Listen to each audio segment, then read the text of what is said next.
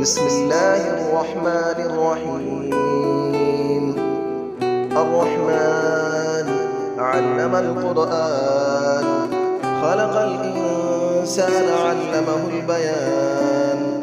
الشمس والقمر بحسبان، والنجم والشجر يسجدان. والسماء رفعها ووضع الميزان، ألا تطغوا في الميزان، وأقيموا الوزن بالقسط ولا تخسروا الميزان. والأرض وضعها للأنام، فيها فاكهة والنخل ذات الأكمام، والحب ذو العصف والريحان. فبأي آلاء ربكما تكذبان؟ خلق الإنسان من صلصال كالفخار، وخلق الجان من مارج من نار. فبأي آلاء ربكما تكذبان؟ رب المشرقين ورب المغربين. فبأي آلاء ربكما تكذبان؟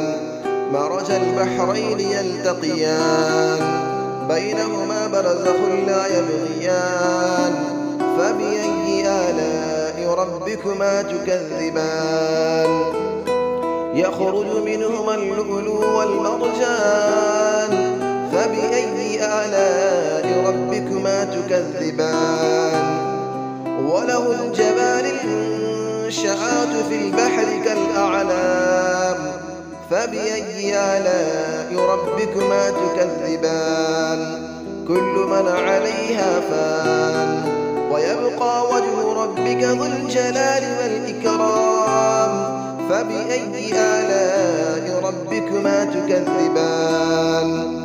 يسأله من في السماوات والأرض، كل يوم هو في شأن. فبأي آلاء ربكما تكذبان؟ سنفرغ لكم أيها الثقلان. فبأي آلاء ربكما تكذبان؟ يا معشر الجن والإنس إن استطعتم أن تنفذوا من أقطار السماوات والأرض فانفذوا، لا تنفذون إلا بسلطان. فبأي آلاء ربكما تكذبان؟ يرسل عليكما شواظ من نار ونحاس فلا تنتصران. فبأي آلاء ربكما تكذبان؟ فإذا انشقت السماء فكانت وردة كالدهان. فبأي آلاء ربكما تكذبان؟ فيومئذ لا يسأل عن ذنبه إنس ولا جان. فبأي آلاء ربكما تكذبان؟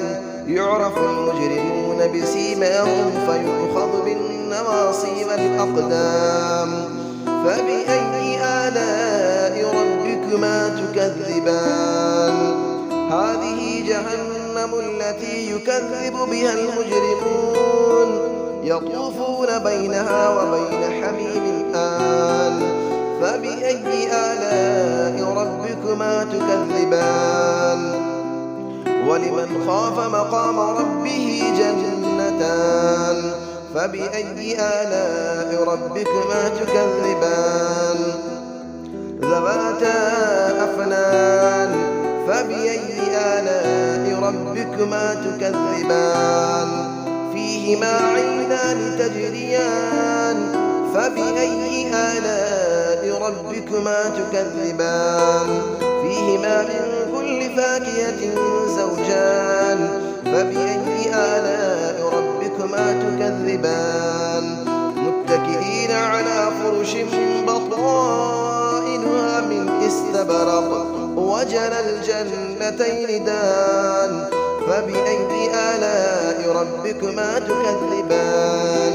فيهن قاصرات الطرف لم يطمثهن إنس قبلهم ولا جان.